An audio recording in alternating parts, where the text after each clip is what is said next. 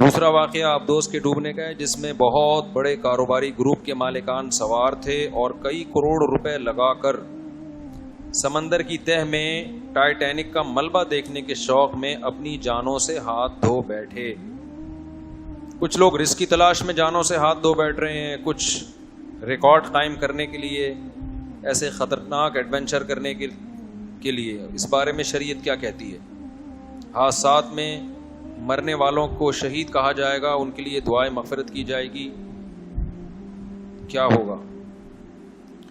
دیکھو، جو حادثات میں مر گئے، جو ایمان پر مرے، ان کے لیے تو دعائے مغفرت کی جائے گی، اللہ ان کے لواحقین کو صبر کی توفیق عطا فرمائے۔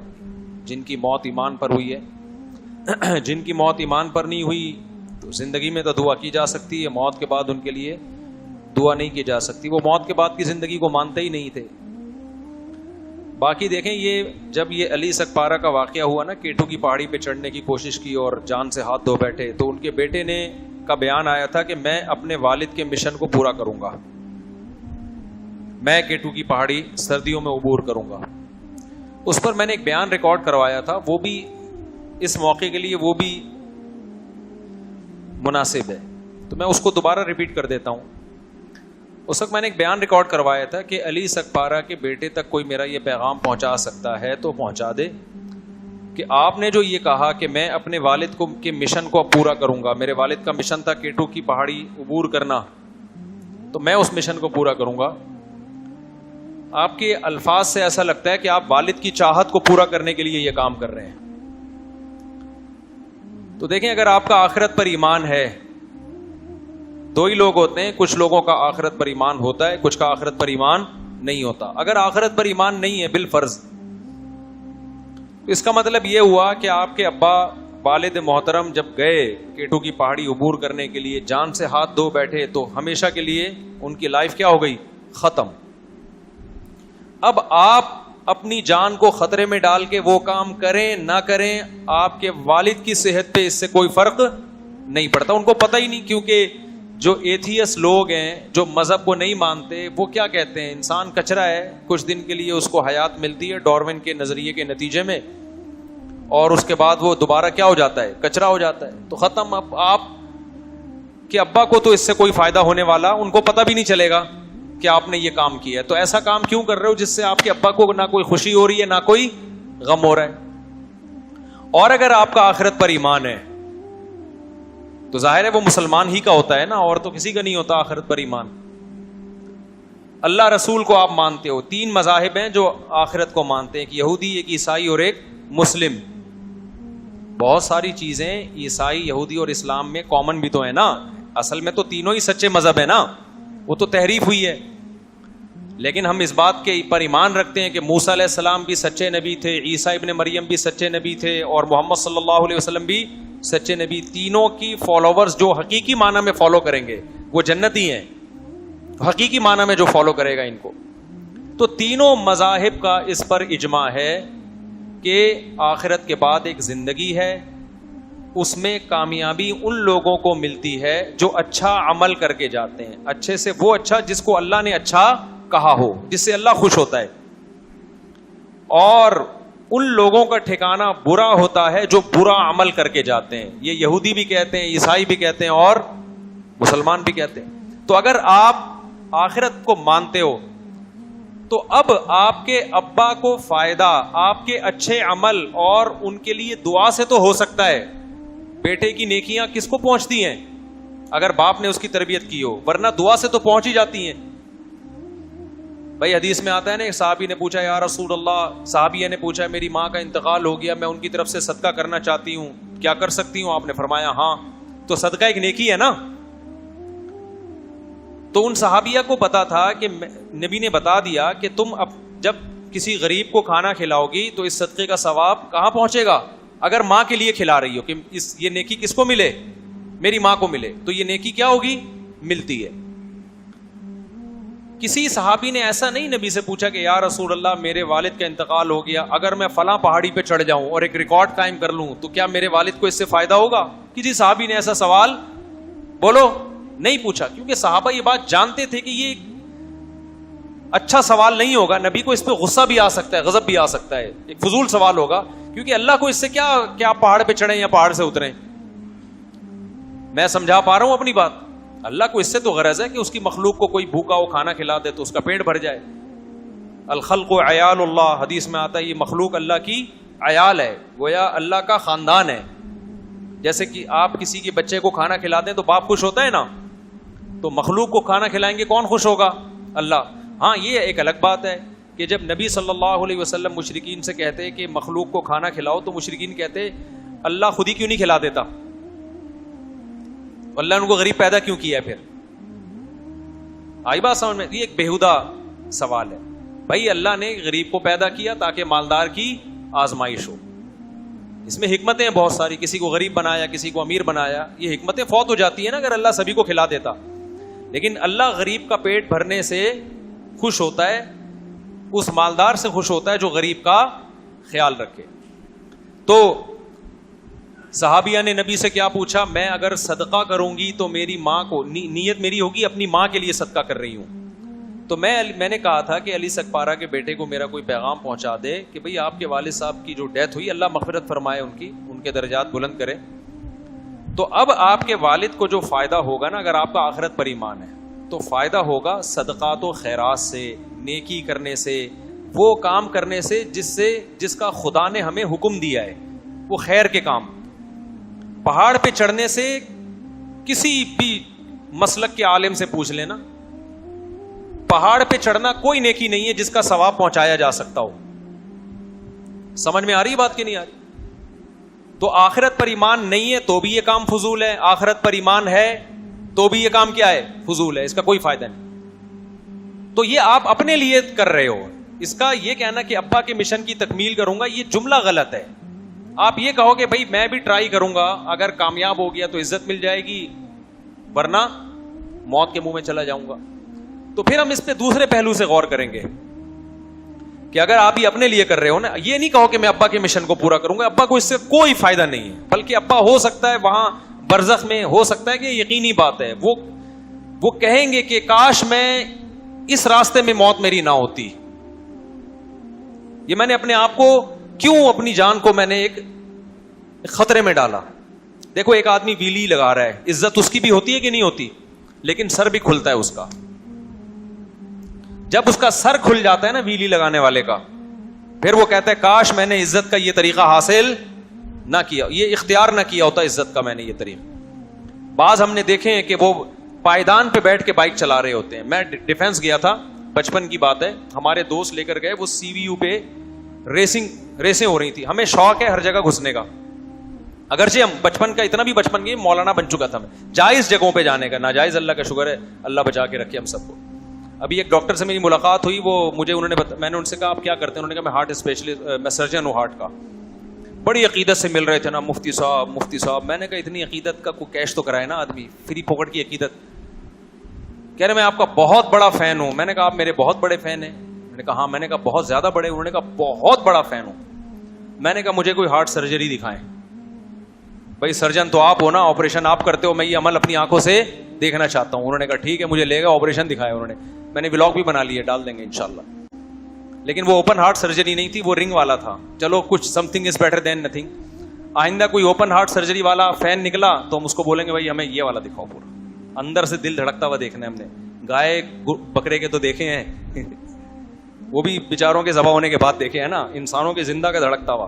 تو فین ہونے کا, فری پھوکٹ کے فین تو آپ کو بہت سارے مل جائیں گے نا. تو مجھے شوق ہے ویسے ہی تھوڑا سا, ہر فیلڈ میں تھوڑا سا ویسے ہی ایک شوق ہوتا ہے نا انسان کو کہ دیکھے کیا ہو رہا ہے. تو ہمارے وہ دوستوں نے کہا کہ ڈیفینس میں ویلیاں لگاتے ہیں لڑکے, ریسنگ کرتے ہیں. ہم نے کہا چل بھائی دیکھتے ہیں جا کے.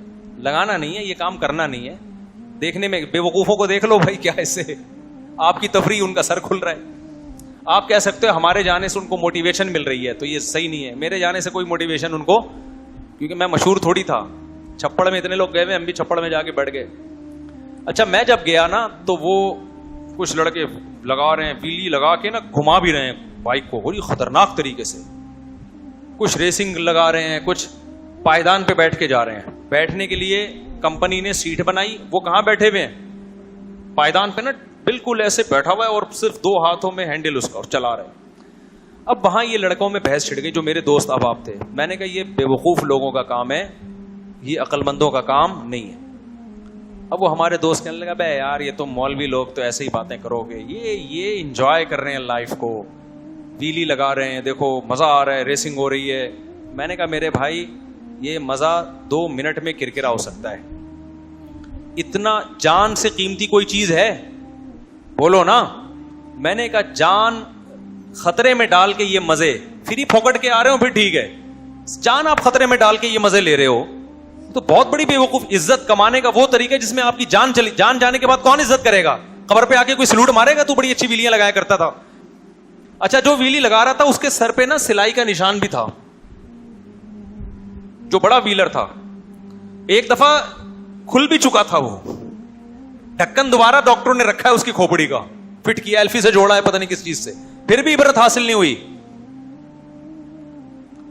اور ویلی بھی بغیر ہیلمٹ کے نا, اس میں زیادہ شو ہے کہ ہم ڈرتے نہیں ہیں. اب کیا ہوا کہ ہم بیٹھے ہوئے, میں ان سے کہہ رہا ہوں بھائی یہ بے وقوف لوگوں کا کام ہے, بہادری کے جوہر دکھانے میدان جنگ میں دکھاؤ, جان ہتھیلی پہ رکھو, پھر قوم کی جان بچاؤ, یا اور کوئی بہادری کا کام کر لو جس میں قوم کو فائدہ ہو, اپنے آپ کو فائدہ ہو. یہ کیا ہے؟ تو ہم یہ باتیں کر ہی رہے تھے کہ وہ جو پائیدان پہ بیٹھا ہوا تھا نا وہ سلپ ہوا, گر گیا بیچارہ. گرائے, ہم قریب گئے, سب بھی گئے, ظاہر ہے ایسے موقع پہ مدد تو لازم ہے. یہ تھوڑی کہ یہ اپنی حماقت سے مرا ہے تو اب مرنے دو, یہ جائز نہیں ہے بھائی. جو اپنی حماقت سے ہو یا بغیر حماقت کے ہو, انسانی جان کی حفاظت بچانا کیا ہے, ضروری ہے, سب پہ ضروری ہے. ہم سب گئے دوڑے ہوئے, تو لگ رہا تھا کہ ایکسپائر ہو چکا ہے, وہ اتنی سر پہ گہری چوٹ آئی تھی. میں نے کہا اب اس کو کوئی زندہ کر کے پوچھے نا, وہ کہے گا بھائی یہ بے وقوفوں کا کام ہے, یہ عقل مندوں کا کام نہیں ہے. تو دیکھو غیر مسلم پہ یہ کام سوٹ کرتے ہیں, کیونکہ غیر مسلم کی آخرت کا اس کے دماغ میں کوئی تصور نہیں ہے, لہذا وہ زندگی داؤ پہ لگاتا ہے کہ آر یا پار. اب یہ جو ٹائٹینک کا ملبہ دیکھنے کے لیے کروڑوں روپے لگا کے گئے, 1% ان کو رسک ہوگا کہ یار اتنی گہرائی میں جانے کی ضرورت کیا ہے آپ کو.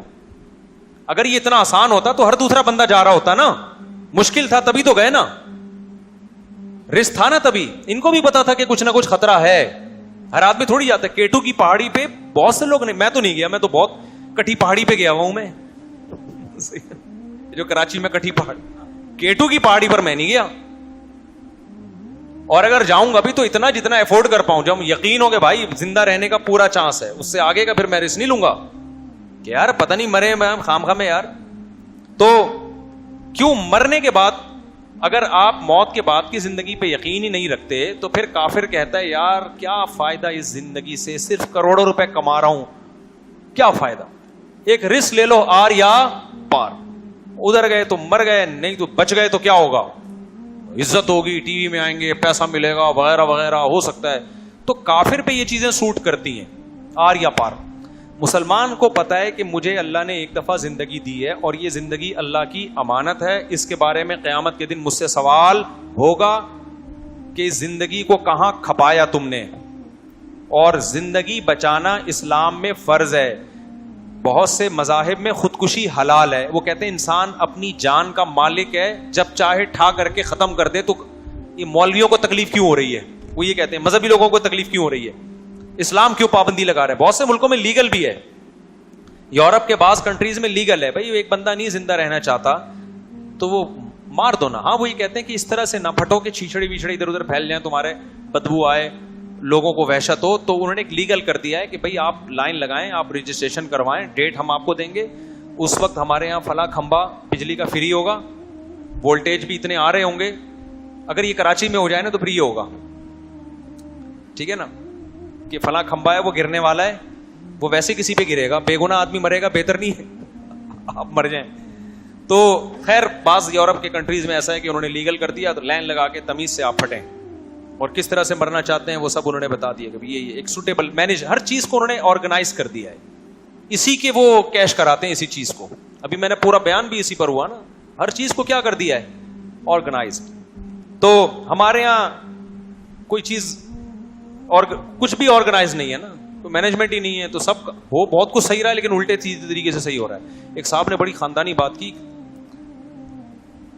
جہاز میں ایک صاحب سے میری ملاقات ہوئی, بڑے پڑھے لکھے لوگوں سے بعض دفعہ ملاقات ہوئی, انہوں نے کہا یار پاکستان میں جو غلط طریقے سے صحیح کر سکتا ہے نا وہ کر لے, کیونکہ یہاں صحیح طریقے سے بہت کچھ غلط ہو رہا ہے. نہیں یہ بات سمجھ میں, یعنی اگر رزلٹ صحیح نکل رہا ہے نا تو پہلے طریقہ غلط تو پاکستان میں کر لو, کیونکہ اگر غلط طریقے سے بہت سے لوگ صحیح نہیں کریں گے نا تو صحیح طریقے سے غلط کرنے والے اس ملک میں بہت ہیں. بڑی خاندانی بات ہے, سونے سے لکھنے کے قابل ہے. کبھی چھاؤں میں آئیں گے تو اس کا مطلب بتاؤں گا, یہاں بھی نہیں بتا سکتا. بعض چیزیں چھاؤں میں بتائی جاتی ہیں. یعنی کام غلط طریقے سے ہو رہا ہے لیکن رزلٹ کیا نکل رہا ہے, ملک اور قوم کی خیر خواہی میں, کسی فرد کی خیر خواہی میں. اور بعض دفعہ کام صحیح طریقے سے ہو رہا ہوتا ہے لیکن وہ رزلٹ اس کا کیا نکل رہا ہے, بیڑا غرق ہو رہا ہوتا ہے ملک کا. یہ بڑی خاندانی بات کی میں نے, تو دل چاہ رہا تو گھر لے آؤں میں. جس نے کی وہ بھی بڑے عظیم آدمی ہے, ان کا نام لوں گا آپ حیران ہو جائیں گے, بولیں گے یار اچھا چھوڑو. اچھا خیر, تو اب وہ جو ٹائٹینک کی تلاش میں نکلے تو یہ ان لوگوں پہ سوٹ کرتی ہیں چیزیں جن کا آخرت پر ایمان نہیں. اصل میں تو ان پہ بھی سوٹ نہیں کرتی, ٹھیک ہے نا, لیکن میں بہت بڑا دل کر کے, کیونکہ یار جب زندگی رسک پہ ڈال دی آپ نے تو زندگی سے بڑا تحفہ دنیا میں کوئی بھی نہیں ہے. 1% بھی رسک نہ لو زندگی کا. تو جو آخرت پر ایمان لانے والے لوگ ہیں ان پر نہ K2 کی پہاڑی عبور کرنا جان رسک میں ڈال کے. ہاں جان کا خطرہ نہیں ہے, پھر آپ بڑے بڑے کام کریں بھائی, جائیں آپ. اول تو میں کہتا ہوں پھر بھی وہ کام کرو نا جس کا پبلک کو فائدہ ہو. K2 کی پہاڑی پہ چڑھنے سے کیا فائدہ ہوگا, آپ کہہ رہے ہو ملک کا نام روشن ہو جائے گا. ملک کا نام اور بہت ساری چیزیں جن سے روشن ہو سکتا ہے. اتنے محنت کرنے والا, اتنی استقامت والا آدمی ایجوکیشن میں آگے بڑھے یار. ایسے ڈاکٹر میرے علم میں ہیں پاکستانی ہیں, لیکن ہمارے ملک کا نام یورپ میں جا کے انہوں نے روشن کر دیا. یہاں کے سائنٹسٹ ہیں امریکہ میں جا کے ملک کا نام روشن کر دیا. وہ آپ کہیں گے آپ کو پتا ہے ہمیں تو نہیں پتا. وجہ اس کی ہے کہ ہماری گورنمنٹ ہی نہیں چاہتی کہ وہ روشن ہو, ٹھیک ہے نا. تو گورنمنٹ ہی ان پہ پردے ڈال کے رکھی ہوئی ہے, گورنمنٹ پروٹوکول ہی نہیں دیتی. تو حکومت کا کام ہے نا کہ ہمارا بندہ وہاں پہنچا ہوا ہے اور ہمارے ملک کو روشن کر دیا, تو ہمارے ملک کے نام کو تو ہم اس کو پروٹوکول دیں. گورنمنٹ ہی جب لفٹ نہیں کرائے گی تو کیا ہوگا. اچھا خیر, تو یہ ٹائٹینک والا جو واقعہ ہوا ہے نا, یہ مظلوم لوگ ہیں بیچارے. آپ لوگ ایسا بننے کی کوشش نہ کریں.